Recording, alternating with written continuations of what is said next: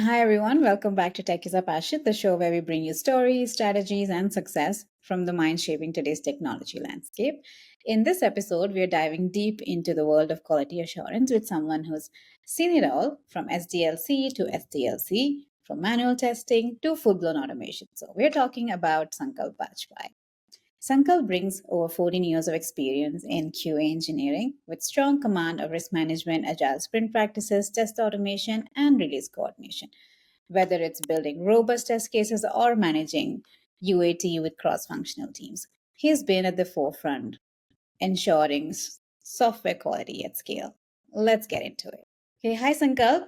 Thank you so much for taking out the time to be on our show today. So, to kick things off, let's start with the classic. You've had a very long and diverse career in QA. So, what kind of drew you to this field originally, and how has your role along with QA, sort of evolved over the years? Thank you, Snigdha, for providing this opportunity, and I'm glad to answer that question. I was initially drawn to QA because early during the days of my career, I started to realize that I had a natural curiosity of how things work and great big attention to detail. I started seeing things how, no matter how small they are, could impact a user's experience or any specific business outcome. And that actually started motivating me to pursue quality assurance a little bit more seriously. I started with manual testing, and then, as the industry evolved, I tried to evolve along with that, and I moved into automation. Over the Yeah. time, I moved into leadership roles, just implementing QA strategies, test automation frameworks, integrating QA into CI/CD pipelines, and promoting a shift left mindset. Okay, perfect. From what I understand, you worked extensively in both manual and automated testing, across various tools and platforms. So, how do you, sort of determine the right balance between manual and automated testing, like, say, for a new project, maybe? The balance really depends on the context. Like we have several factors like project goals, risk Yeah. areas, timelines, and most importantly, how mature an application is. So if I'm to start in a brand new project, I would start by identifying test cases which are repetitive, stable, and most importantly, are critical for regression. Mhm. Those are my strong candidates for automation. Manual testing is still essential because we come across a lot of exploratory scenarios, usability checks, and general areas that require human intuition, especially in the early days of development when things are still changing. For example, I was recently working Yeah. on an healthcare platform with frequent UI changes. So initially, we had to rely on manual testing quite heavily. As the things moved along, we covered a few sprints. The UI was finally stable and the workflows were clearly defined. We started automating those and just introduce CI/CD pipelines, automating the regression test cases. Yeah. So it's not binary. It's like one or the other. We have to maintain the right balance, and it all depends on how your application is behaving and what brings the most value. Okay. But do you kind of see that, changing in the future with, with all this AI and automation kind of a thing, like say over the next couple of years or something like that? Like there's so much of, I think, talk about automation, automating testing platforms that we see in the market and, like all of that. So what's your kind of, take on that? So basically, you want to understand what your system currently is right now. You want to introduce new automation tools, obviously. The first thing and the most important thing is you need to understand how your application is behaving rather than just picking up one tool and creating your test cases and your flows according to that. It should be the product driving your process. So once you Yeah. understand what the domain is, what the product is doing, then eventually you can start understanding different tools which solves your purpose to the max level, which Yeah. helps business in creating a cleaner product. I think that's where we should start doing that. Oh, okay. Yeah, awesome. So you've led obviously testing through all the stages, like functional, unit integration, regression, UAT. So how do you, sort of tailor your testing strategies, for complex enterprise applications? Well, the first step is always, like I just mentioned, understanding the full system architecture, front end, back end integrations, how the data flows Yeah. from one end to the other. Usually, these complex Hmm. applications span across multiple teams and technologies. So, when I'm trying to create a test strategy for all the program, as a unit, I try to do it in layers, ensuring that the quality is built in from the start rather than it being inserted at a later point of time. I think to me, a really important factor is the QA team should work in close collaboration with the developers to ensure that the coverage using the frameworks that we are using, like the often use JUnit or TestNG. We use practices like test-driven development or behavior-driven development. So Mm-hmm. these things should be, discussed with the stakeholders, the developers. For APIs and service layers, we use tools like Postman or Rest Assured to automate validations early, which helps us issues. We can identify issues before even they make it to the UI front. Functional and regression testing, it's really important. It's really critical. And often use tools like Selenium, Playwright, or Cypress, depending upon what kind of tech stack your client want to go with. We usually integrate those with the CI/CD pipelines using Jenkins or these days GitHub Actions. These are done just to ensure that the code that we have written runs automatically, and you don't have to run it every time whenever there's a new code push. You coming to UAT to work with the business users. So what we do is we can define personas based on the usage scenarios, acceptance criteria. We often run UAT in sandbox environments that mirror production. And basically, UAT is all about collaborating with your business stakeholders who are acting like your end users. In one of my recent assignments, I was, coordinating testing across engineering, manufacturing, and supplier collaboration modules. Each module has its own data dependencies. To manage this, we broke the testing into domain-specific streams, started building reusable test components, implemented early integration tests between the system API mocks, and we also created data provisioning scripts so that data could be used throughout all these testing layers that we have designed. So coming down and wrapping up the question, my strategy would always be based on three principles: risk-based Mm-hmm. prioritization, automation where it saves time and cost, and strong collaboration across the QA, dev, and business teams. Perfect. Thank you for that. I think that's very insightful.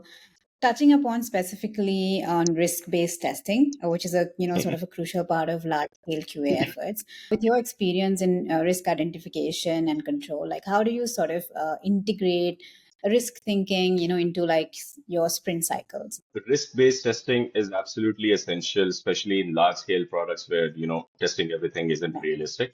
Since we are all, most of the projects that we end up working on are agile, have some sort of a risk-based metrics to see which scenarios you want to go with at the start of a sprint, which scenarios can be delayed for later, depending upon how critical they are. So during sprint planning, I usually collaborate with the stakeholders and developers to assess several risk factors like code Mm-hmm. changes, third-party dependencies, and newer integrations. These insights usually guide our test coverage. High-risk areas get prioritized in automation, regression, and exploratory testing. We also try to tag the test based on their risk level so that we can run focused executions when needed. Like, for example, if we are close to a release and we've done a release and there's a hotfix that needs to be, we have designated tests to run in that case, and just ensure whatever we are sending off is a clean product and it's not breaking what's existing. Like, just want to pivot to a recent example I faced across. Mm-hmm. We were integrating with a third-party ERP tool, and because of its complexity and high business impact, we identified several risk areas and increased the test coverage, simulated edge case scenarios to focus on those specific areas. We ran API-level validations throughout the sprint. So this kind of proactive approach did help us in, catching a lot of critical data sync issues that would have been seeped onto the UAT and caused, n number of issues in production. So basically, Yeah. throughout the sprint, I try to maintain a living risk matrix, which is reviewed during the grooming call and retrospectives. If for a certain specific feature, a risk level changes, for Mm-hmm. example, it becomes more stable or a new dependency is introduced, we adapt our strategy based on that new information that has been provided to us. Okay, okay. Yeah, that makes a lot of sense. Yeah, I think that's the right approach. You mentioned, a couple of tools, like Selenium and stuff. So, other than that, they're like quality centers, so UI, load runner, and more. So, if you were to sort of build a QA tech stack for a startup in 2025, what tools would, kind of make your list and why? I would start with Selenium WebDriver. It's one of the most used tool for testing your UI changes. Hmm. Okay. It's free, it's open source, it has a great community for the support, and you can easily, link it with your Jenkins or GitHub Actions to create a seamless pipeline. I think those are the reasons why I would go with Selenium WebDriver as one of my go-to tools for automation. Then we can eventually evolve from Selenium and start introducing tools called like Playwright. That's a Mm-hmm. next-gen browser-based automation tool. Selenium is great. It has all the capabilities, but Playwright offers a little bit more, superior capability when it comes to handling the modern applications. Playwright also has, extensive support for multiple browsers and devices. It's fast, it's reliable, and it's really easy to set up. Like you can just put in your endpoints, you can just put in just all the right parameters, and it will give you your results what you need. Basically, you can just create entire test suite from that. And again, it's an additional point. Postman is also really easy to be linked into your Jenkins pipelines, which is what we want to do with over the time. Yeah. Moving on to the test management section, I would like to use something called Zephyr. It's a Jira-based Hmm. plugin, and again, the first point I was always looking for is like it can be easily integrated into CI/CD pipelines. The moment you start triggering your test cases through Jenkins or GitHub Actions, whatever you want to call it, Zephyr will, run all of the test cases that you have put in the system, and it will create a distinctive reports for everybody to read. You can share it across Slack or Teams or whatever channel you want to go with. And last but not the least, like I keep mentioning, we need to use Jenkins, we need to use GitHub Actions for creating pipelines. That's one of the most important factors of running automation test cases. You don't want somebody to sit and run those test cases at every point of time.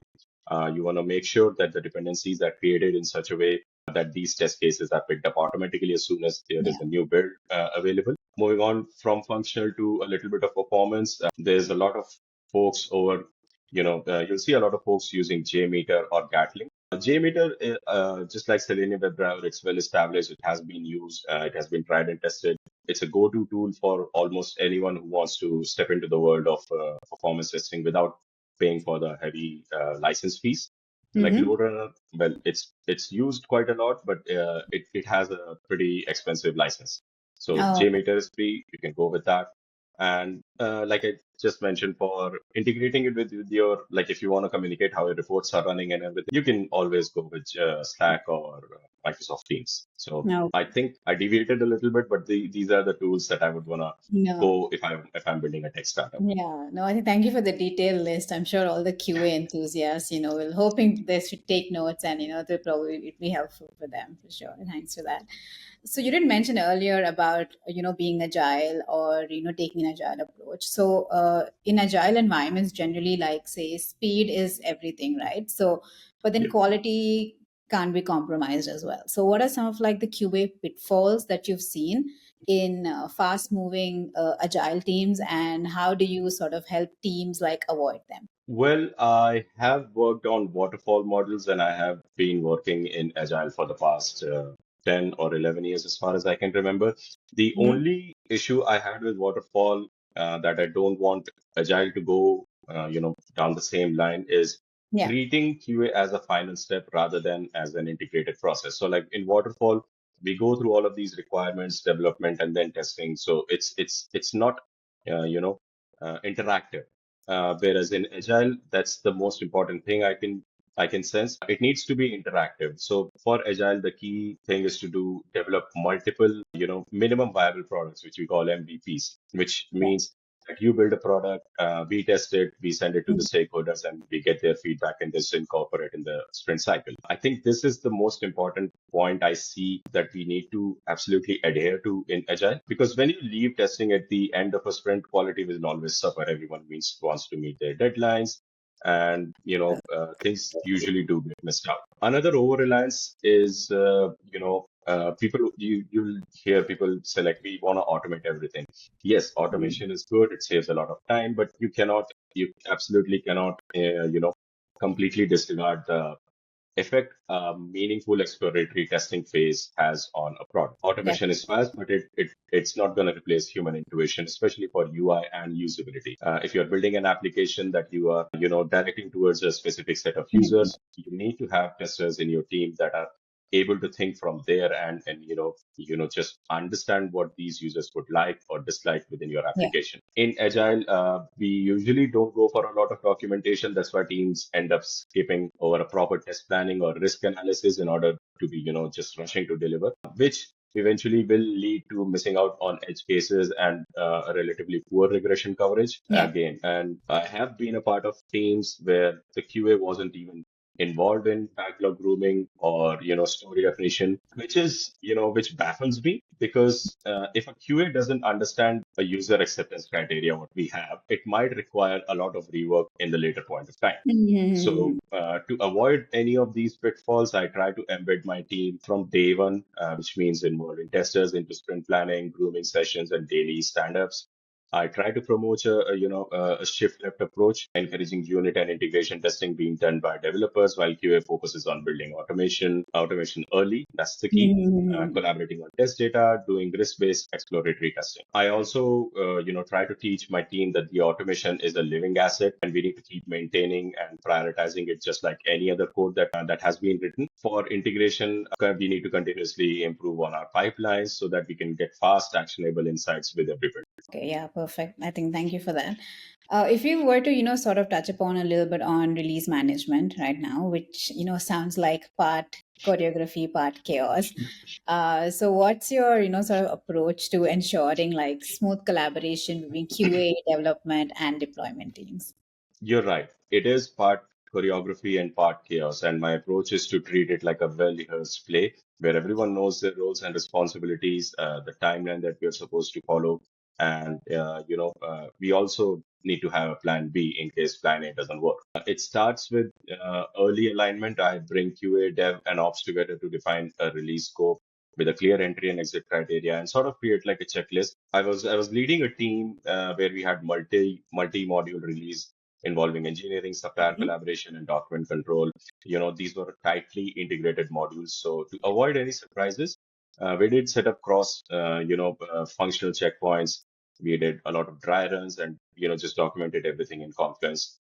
From risk to what happens if you want to roll back some specific module. The QA's responsibility was including and not exclusive to testing all the critical paths, and we ensured that those critical paths were clearly automated and in the pipeline so that we could provide real-time results. I think we were using Slack at the time, so we integrated these test results into Slack to all Hmm. the team, including the stakeholders, had the visibility of what tests were running at what point of time and what was the report that was being generated. We had go no go meetings with the business stakeholders where we used to visit each and every task. We used to review the reports about like 48 hours before the release to validate that the release is good to go. And once we got the sign off, we just went with it. To summarize it, it wasn't just the tools or the tech intelligence we were sharing. It had to be a common mindset for all the team. It's not a single person's responsibilities, whether it's QA, dev, release management. We need to work as a team to ensure that the business stakeholders and the end users are confident of a release, and that's what did the trick. Yeah, no, I think you're absolutely right there. And you did earlier mention that manual testing and human testers are kind of still here to stay, and even with all the automation that's happening and AI and stuff. So, in your opinion, how important is say domain knowledge versus tool expertise in becoming a successful QA engineer in today's times? They're both important, is what I think. But if I have to prioritize, if I'm a new entry into the QA world, I would start by learning domains as much as I could because the tools can be learned eventually. With Yep. time, even like I mentioned earlier, I started off with manual. I eventually moved on to automation. Mhm. But what I've seen with the people that I've worked with, they were most of the QA engineers were absolute masters of their domain. Tools, for tools we have documentation, tutorials, and these frameworks learn sorry these frameworks evolve constantly, so you need to be on the edge just learning everything new every day. But if you have a deep understanding of a business domain, it enables you to test smarter and not Yeah. just harder. It helps you ask the right questions, identify hidden risks that nobody else could see, and most importantly, it helps you validate functionality rather than just value. For example, in healthcare and finance, if you know the requirements, the regulatory requirements or user workflows, it lets you anticipate the edge cases and compliance risk issues that most of the tools that we are using are not unable to catch. So this kind of insight is what separates QA from being just a support function into a strategic partner. Tool expertise, I'm not gonna downplay the role of it. It's critical, especially with the advent of DevOps, automation, and AI-driven testing. But Yeah. if you want to be a real impactful QA, you have to have a real deep understanding of the domain that you're working on. And if you have the tools knowledge, it's always an added bonus. Definitely, yeah. I hope all the new wannabe QAs are like, taking notes and, making sure that's done. So let's talk a little bit about the future. I know we've touched upon AI before and automation, but just Yeah. kind of circling back to it, on how this whole AI machine learning is transforming QA. What Mhm. do you think is gonna, happen over the next couple of years, and where are we moving towards in terms of like autonomous testing? AI and machine learning are all, already changing and reshaping the world of QA over the next few years. I see us moving steadily towards autonomous intelligent testing. We are evolving from rule-based scripts to AI-driven testing that predicts Mhm. risk areas, Yeah. recommends test cases, and even auto-heals your scripts when the UI elements change. Like we used a tool called Apply Tools. It's a visual learning testing tool based on, you can run it on a complex web application, and it used AI to detect visual regressions that traditional functional tests would have usually missed. If a layout changes in the page, if any of the font has rendering issues, or if in general a content would misalign across different browsers, these tools help us, catching those issues and, just getting them fixed on point. This has reduced review cycles, and in general helped the dev team catch these issues earlier. Yeah. And there are tools like Testim or Mabel, which we can use for, managing flaky tests by using machine learning to understand the DOM that changes over time. It's been a game changer in a fast moving agile environment. That being said, I don't think the full autonomy is here yet. Human Hmm. testers, as I keep explaining, are still essential for exploratory testing, basic user empathy, and risk-based thinking. But Yeah. AI is definitely taking over the repetitive and maintenance-heavy parts, letting QA focus more on strategy and value. Yeah. So yes, autonomous testing is on the horizon, but it would be AI augmented, not AI only. Awesome. Perfect. Thank you so much for those insights. And any final thoughts from your end, or otherwise we are good to go from this side?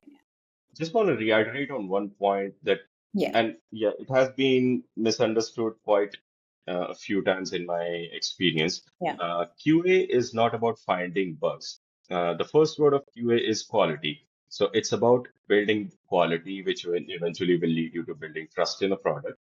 Whether you're a seasoned professional or just starting out, our role is evolving fast, and that's exciting. If we stay curious, stay connected to the business, Yeah. embrace new technologies like AI thoughtfully, QA can lead the way into, shaping better experiences, basically user experiences. The future of testing is not going to be just technical; it's strategic, and it needs to stay human.